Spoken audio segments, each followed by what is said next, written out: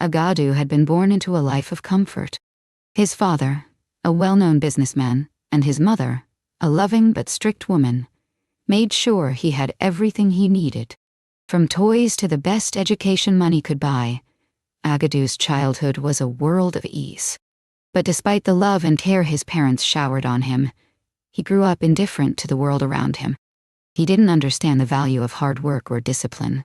Life, to him, was about fun, pleasure, and indulgence. He spent his days with his friends, chasing girls and smoking away his youth. His parents advised him constantly, telling him to take his studies seriously, to focus on his future.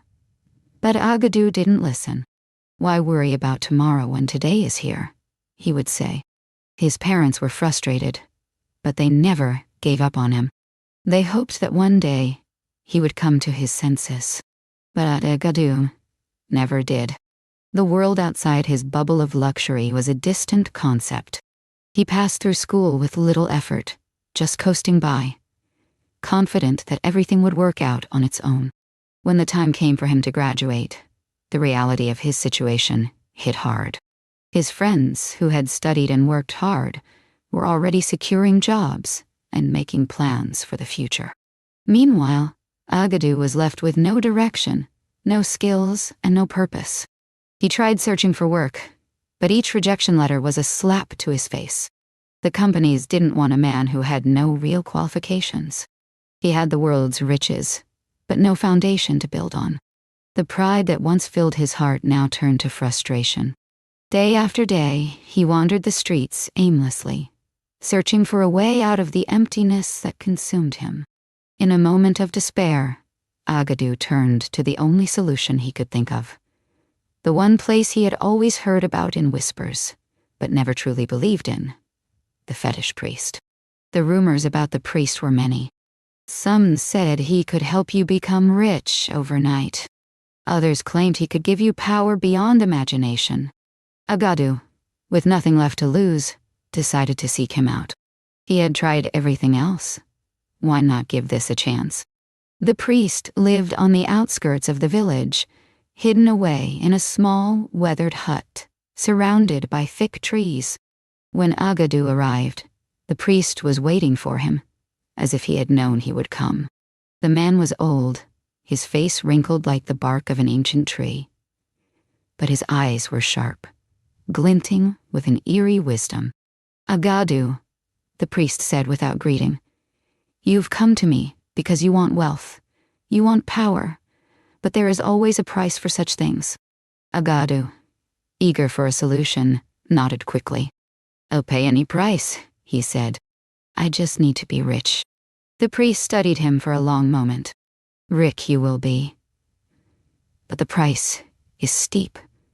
You must sacrifice the one who gave you life, the one who raised you in comfort and love, your mother." Agadu felt a chill run through him, but the priest's words were like a poison that crept into his mind. "My mother? I can't." The priest smiled, but it was a cruel smile. "You have come to me for a shortcut, but you must understand that shortcuts come with consequences. Are you willing to pay the price, or are you not?" Agadu's heart pounded. He could hear his mother's voice in his head, but the thought of wealth, the thought of never struggling again, clouded his judgment. Without thinking, he nodded. "I'll do it." The priest's smile widened. "Then, it is done. Your wealth is on its way." That night, Agadu returned home, his heart heavy, but his mind fixed on the future. He told no one what had happened. He didn't want to hear their opinions or advice. He was about to become a man of means. What did the priest's words matter when wealth was within his reach? Weeks passed, and true to the priest's word, Agadu's life began to change. His father's business expanded, and Agadu inherited large sums of money. He bought new cars, new clothes, new houses. Everything he had ever wanted was at his fingertips. His friends, once distant, now looked at him with envy. They admired him, sought his company. Finally, Agadu felt as if he had achieved what he was meant for. But there was something wrong. At first, it was subtle, a strange discomfort in his body, a feeling that he couldn't explain. Then, as the days turned into weeks, the discomfort grew worse. Agadu began to feel a pain in his lower abdomen, a sensation that gnawed at him, like something was eating away at him from the inside. He tried to ignore it, thinking it was just stress, or maybe some illness, but it didn't go away. Soon, the pain turned into something far worse. His manhood, once a symbol of his masculinity, began to rot. Slowly at first, then faster, until the decay spread, leaving him in agony. He sought doctors, but they had no explanation. "It's beyond medical help," they said. "We don't know what's happening to you." Agadu realized, too late, that the price of his wealth had been more than just the sacrifice of his mother. It had taken something from him, something that could not be fixed. His greed, his thirst for power, had come at a terrible cost. Unable to hide his shame, Agadu finally confessed to his family. The guilt that had been building inside him for so long erupted, and he revealed the dark truth of what he had done. His mother, the one person who had always believed in him, had given her life so that he could live in luxury. But it was all for nothing. Now, his life was unraveling. His body, rotting away, reflected the decay inside his soul. "I'm sorry," Agadu said, his voice trembling. "I didn't know. I didn't ask the priest about the consequences. I was too eager, too selfish." His family stood in shock, unable to comprehend the enormity of what he had done. His father's face was pale with disbelief, while his mother's absence seemed to weigh on them all like an unspoken burden.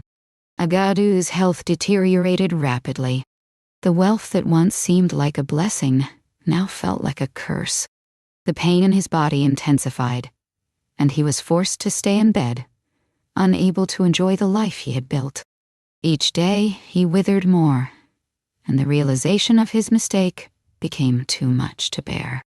As Agadu lay on his deathbed, he could only reflect on the life he had wasted.